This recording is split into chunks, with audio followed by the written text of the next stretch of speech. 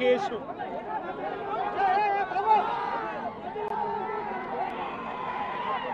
నిజంగా రాష్ట్రంలో దిగజారిపోయిన law and ఆర్డర్ను వంశీ అరెస్టు అద్దం పడుతుంది. ఎందుకనంటే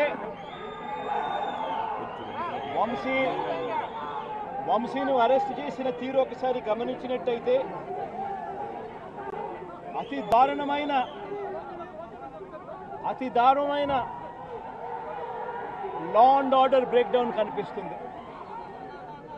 ఒకసారి గమనించినట్టయితే ఈ కేసులో గన్నవరం పార్టీ కార్యాలయంపై దాడి జరిగింది అని చెప్పి ఫిర్యాదు చేసిన సత్యవర్ధన్ అనే ఈ వ్యక్తి, గన్నవరం తెలుగుదేశం పార్టీ ఆఫీసులో కంప్యూటర్ ఆపరేటర్గా పనిచేస్తా ఉన్న సత్యవర్ధన్ అనే ఈ వ్యక్తి, ఫిర్యాదు చేసిన ఇదే వ్యక్తి సాక్షాత్తు తానే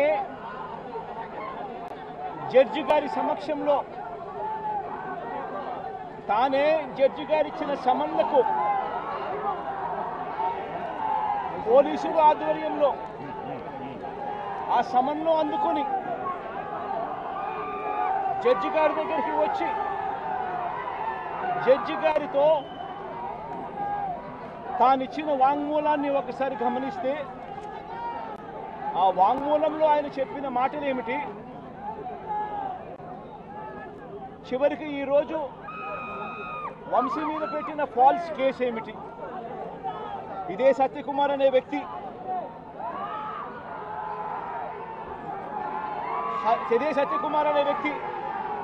జడ్జి గారు జడ్జి గారి సమక్షంలో సత్యవర్ధన్ అనే వ్యక్తి వంశీ ఎలాంటి తప్పు చేయలేదు అని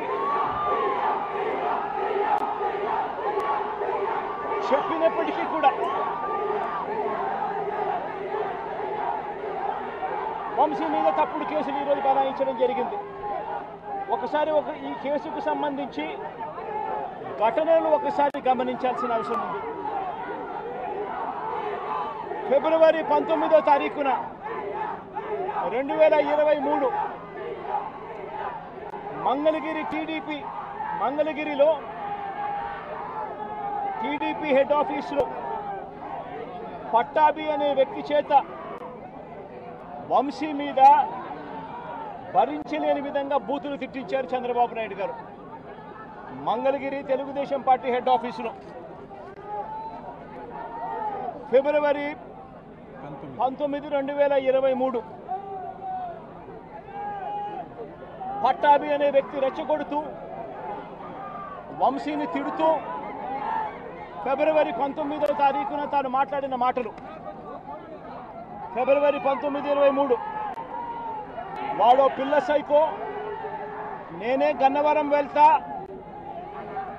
ఎవడేం పీకుతాడో చూస్తా, ఆ వంశీ సంగతి తేలుస్తా, నియోజకవర్గంలో నుంచి బయటికి విసిరేస్తా అంటూ గన్నవరం ఎమ్మెల్యే వల్లభనేని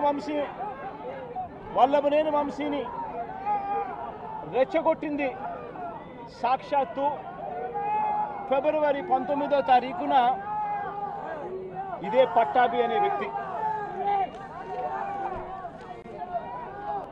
అంతటితో ఆగకుండా ఫిబ్రవరి 20వ తారీఖున అంటే మరుసటి రోజు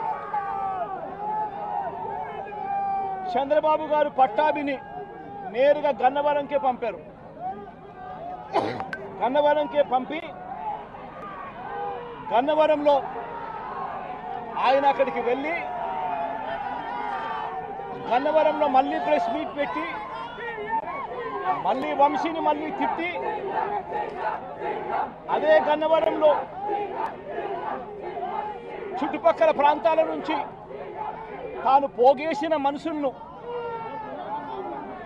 తాను వెంట పెట్టుకొని ప్రెస్ మీట్లో మరొకసారి వంశీని తిట్టి ఒక ప్రొసెషన్గా వైఎస్ఆర్సీపీ ఆఫీసును అటాక్ చేయడం కోసం ఫిబ్రవరి 20వ తారీఖున ఇదే పట్టాభి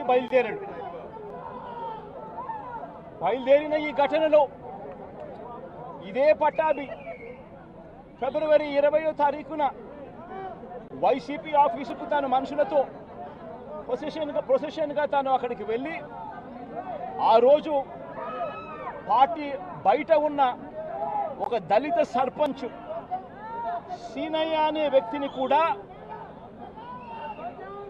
పట్టాభి వాళ్ళ మనుషులు దాడి కూడా చేయడం జరిగింది. ఈ దాడి జరుగుతా ఉన్న నేపథ్యంలో ఉద్రిక్తతల మధ్య పోలీసులు కూడా నిర్వహించేదానికి విశ్వ ప్రయత్నం కూడా చేశారు. ఆ విశ్వ ప్రయత్నంలో సిఐ కనకారావు, ఈయన కూడా దళితుడే, సిఐ కనకారావు తల పగలగొట్టి నిరోధించే కార్యక్రమంలో సిఐ కనకారావు తల కూడా ఇదే అల్లరి మూకలు పట్టాభి నేతృత్వంలో ఇదే అల్లరి మూకలు తల కూడా పగలగొట్టారు. ఇలాంటి ఉద్రిక్తతల మధ్య ప్రతిచర్యగా తెలుగుదేశం పార్టీ వాళ్ళు ఇటువైపున రావడం, ప్రతిచర్యగా వైసీపీ వాళ్ళు కూడా అటువైపున వెళ్లే కార్యక్రమం జరగడం, ఈ ఘటన జరిగింది. రెండు వైపులా ఆ రోజు పోలీసులు కేసు పెట్టారు. వైసీపీ ప్రభుత్వం అధికారంలో ఉంది, అయినా కూడా వన్ సైడెడ్గా కేసులు వాళ్ళ మీద పెట్టలేదు. రెండు వైపులా కేసులు పెట్టారు, రెండు వైపులా ఉన్న వాళ్ళ మీద కేసులు పెట్టారు.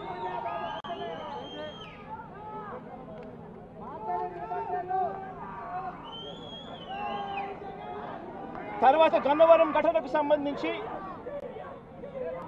అప్పటి పోలీసులు సుమోటోగా టీడీపీ పార్టీ మీద, వైసీపీ పార్టీకి సంబంధించిన వాళ్ళ మీద, ఇద్దరి మీద కేసులు పెట్టారు. ఇదే సమయంలో టీడీపీ వాళ్ళు 3 కంప్లైంట్స్ కూడా ఇచ్చారు, అవి కూడా తీసుకోవడం జరిగింది. కానీ ఈ ఘటనలన్నీ కూడా టీడీపీ ఇచ్చిన కంప్లైంట్స్లో కానీ, ఆ రోజు ఇచ్చిన కంప్లైంట్స్లో కానీ, పోలీసులు పెట్టిన కేసుల్లో కానీ ఎక్కడా కూడా వంశీ పేరు లేదు. కారణం వంశీ ఘటనలో లేడు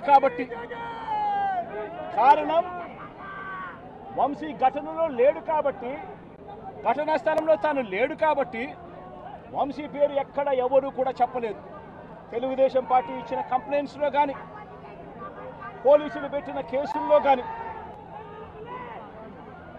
ఫిబ్రవరి 22వ తారీఖున, అంటే ఫిబ్రవరి 20వ తారీఖున ఇది జరిగింది. ఇది జరిగిన 2 రోజుల తర్వాత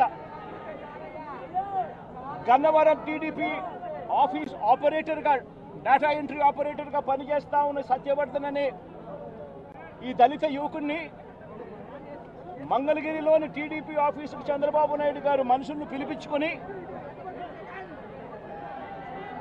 ఈ సత్యవర్ధన్ అనే వ్యక్తి ద్వారా మరో కంప్లైంట్ కూడా ఇప్పించారు.